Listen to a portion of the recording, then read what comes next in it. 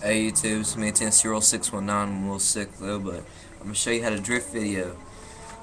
Gamertag PGK TRAP Jesus. I've been drifting for a long time. I used to be better than what I am now, but I haven't been really on Forza as much as I used to. So enjoy. This is how to drift and a little bit of me drifting, just showing it how it's done and how it should be done. So yeah, this is my 65-inch flat screen Mitsubishi home theater system. I shall be demonstrating off of. Now, the car is where you start at, actually. But you don't start anywhere else, you start at the car. It's the first thing you gotta do. It doesn't matter if you have to do two 50-lap races around benchmark, which is how I started out making my money. So I made a lot of money over here, which you can't see. You can't see fine details on from where the computer's setting at, but it's fine. You'll get the gist of it. I'm just going to go ahead and put it out there. Be adventurous with your car. It doesn't really matter. Like, this is a 1968 GTO hard top stock motor. Every upgrade in it, it's a S-Class 619. I'm not going to be using it in this video, and that'd be cool. I'm going to use something else, something easier to drift. Now, some people prefer the S14, the Club Ks, but I'm probably going to have to teach you how to drift in one of my favorite drift cars. Not an all-wheel drive car, even though I will make an all-wheel drive video. Because if you're going to learn how to drift, you might as well learn how to drift rear-wheel drive and all-wheel drive. So, let's see. Like I said, be adventurous. I mean, I have all-wheel drive cars, rear-wheel drive cars. This is rear-wheel drive over here. Can't really sit too well, but yeah. Okay, I'm going to show you how to start out in a Torino, because that's what a lot of people choose to start out in, because they're low horsepower cars and they're dependable and they're pretty good and easy to tune. I'm not going to show how to tune in this video, but I will in a future video. And then you can practice. I'm just going to go through test drive so I can get to the track easier. Now, the first thing you're going to do, actually, after you pick your car and get it tuned up, I have mine looking like a JDM car with the unpainted body kit, green rims, small stickers or whatever decals, like NOS and all that. And what you're going to go to is set difficulty. Like when you start out, all this stuff is on right here. What you want to do is turn auto brake off, anti-lock brakes off. Well, that's really your choice, but I prefer them off. Stability has to be off, and traction has to be off. Shifting, do not shift automatic because you're not really drifting then. You have no control of your car, can't keep your RPMs up. Put it on manual or manual to clutch. I'm going to be showing it with normal manual, which is X to shift up, B to shift down. And then you can have your suggested line off. And some people do drift it on, but off is better because you can get a better feel. Opponent difficulty doesn't matter. Damage and fuel, you might want to start out on cosmetic because you will be messing your car up learning how to drift. Now, I will have to stay close to my computer so I can't get my comfy chair, which I drift in. Yes, click yes. Then you can go to upgrade and test drive before you want to step your game up online. Now, you can go to benchmark. You can go to Fujimi. Oh my god, this is where, after you get the basics down, you need to go to Fujimi Kaido, full circuit. After you get the feel for your car, that's where you should go to. But if you get a feel for your car, you should either be going to, right here, Silverstone Racing Circuit, and going to the National Circuit, which is all the way over to the side, right here, right there.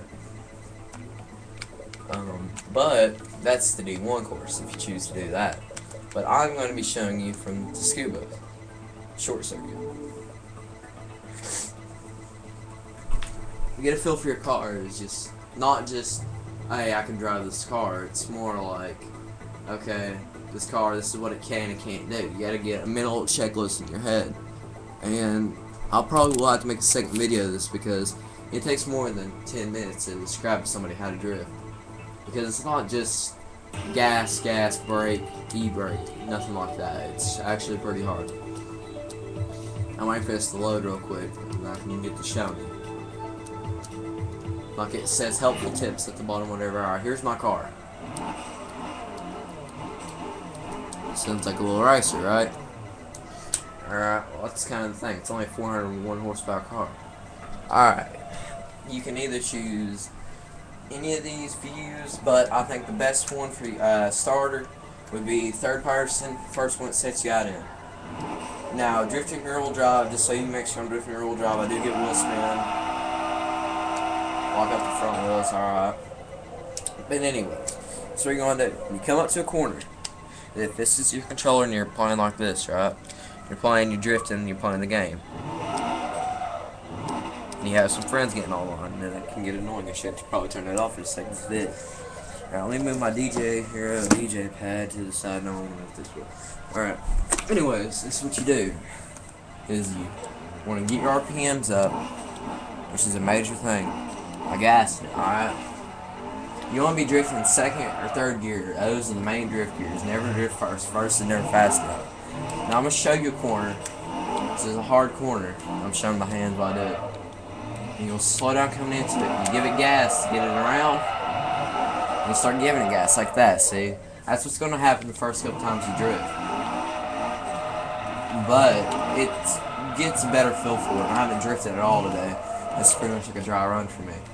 But anyways, what you want to do is, I'm going to start back at the starting line, whatever. Like it's a fresh car. Alright, you want to drive up to it. You want to go at at least about 50-mile-an-hour roll for some corners. For Jimmy, you might want to go about 40-something. You want to give it gas and start the counter steer. And steer the other way, whatever. And then you counter steer with it. And I'll talk about transitions in the second part of this video, which I won't have to do. This is what you do. Come to the corner, give it gas, counter steer. And you just start drifting or whatever. And your quarter meter goes up. Alright, but anyways, alright, so it looks simple, right? Well, it's not. It's a lot of focus, patience, because when you start out, you're going to be going like this with your car. You're going to be counting, like, pretty much, you'll think you're drifting on a straight, but you cannot drift a straight.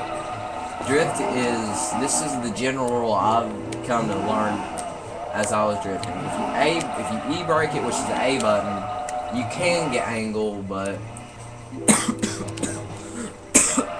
your angle is better. You can gas into it as much as possible. Gas hard in and just start feathering it through. And give it a little brake when you need to. The more speed you give it, the harder you're going into the outside of that corner. Like I got 6,911 on that one. I'm trying. You give it gas, steer into it for a little while till you get the angle you want. Then you want to start counter steering. Alright, you can bank that. You see that right there, where the wheels are turned, right there?